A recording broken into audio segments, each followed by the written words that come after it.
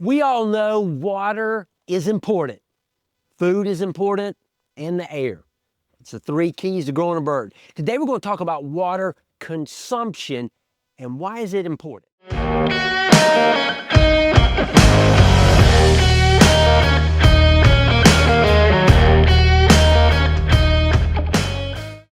Yes, we know water consumption is important, but there's a couple of things that maybe we don't think about that water consumption can also tell us. I recently was on poultryventilation.com, which is UGA's website to kind of help commercial chicken farmers. So Dr. Fairchild and Dr. Zark wrote an article about water consumption with chicks. Now, I had some great things that I thought might could help some growers. First of all, we got to understand that the first week of that bird's life, it's going to grow more than at any other time in their life. In that, let's say for a 42-day bird, that last week, that bird will probably grow a third bigger in that last week on a 42-day bird. But when you talk about the first week of a chick's life, it's going to grow 400%. So you talk about the accelerated growth rate, it's big on that first week. I mean, the first 24 hours, the first full day, they will eat a third of their body weight. They're not going to do that, though, if they can't have access to plenty of water, because a bird is not going to eat if it can't drink. That's why it is so important to have all of this. Now, we did a video, it's been some time ago, and we'll put a link up here on this to go back to water consumption. And it's kind of an overall water consumption, why that's important. But there are a couple of things I want to talk about today that's kind of goes outside what we think about with water consumption.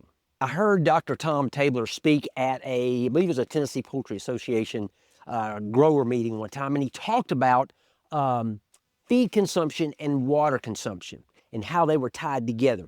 And the study that they did, this is back when he was at Mississippi State. He's now with the University of Tennessee. But when he was with Mississippi State, they actually did a trial, and one of the key takeaways was that when they saw water go up, feed went up.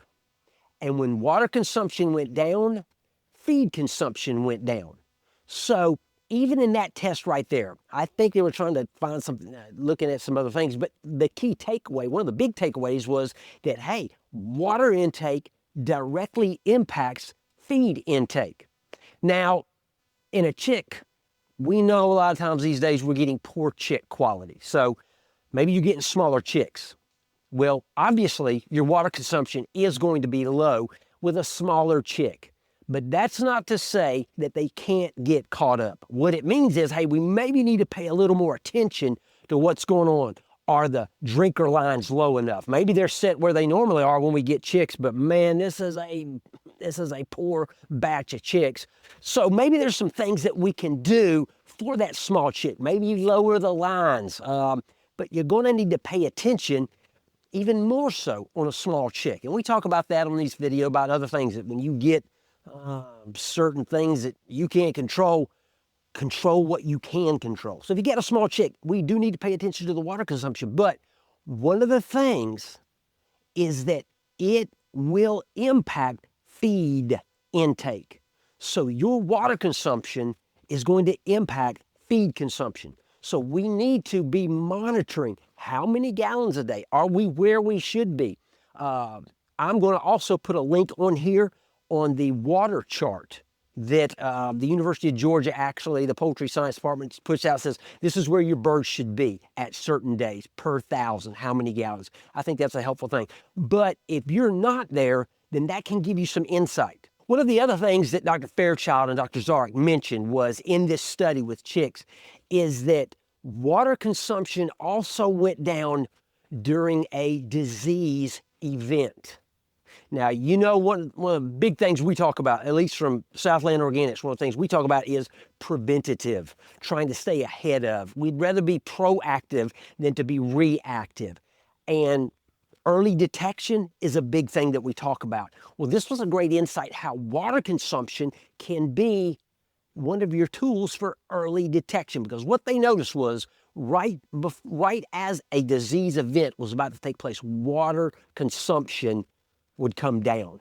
Now, you know, we talk about necrotic enteritis and some things like that and say, well, my birds break at day 15, day 16. Should we start giving them something?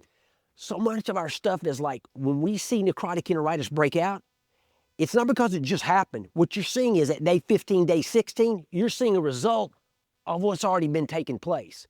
And that's one of those things about early detection. If you see that water consumption start to go down, we may be going into a disease event, which means you could get ahead of it. You could, you know, head it off at the pass. So there's some things that water consumption, we know that's important. We got to have water. We have to have water. Birds got to have water to grow. But it impacts the feed consumption, and it's an element of what we can use as early detection.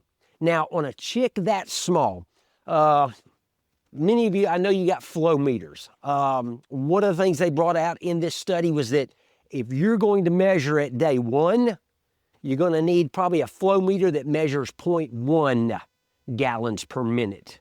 In day 1 and day 2, anything like what is normal is a 0.25 gallons per minute, you're not going to do much measuring because it's not going to move enough water. So you almost need to get maybe a smaller flow meter, a 0.1 gallon per minute flow meter to help maybe navigate those first 2 days. But once you get past 2 days, that 0.25 flow meter is going to be enough. But it's something that we need to pay attention to.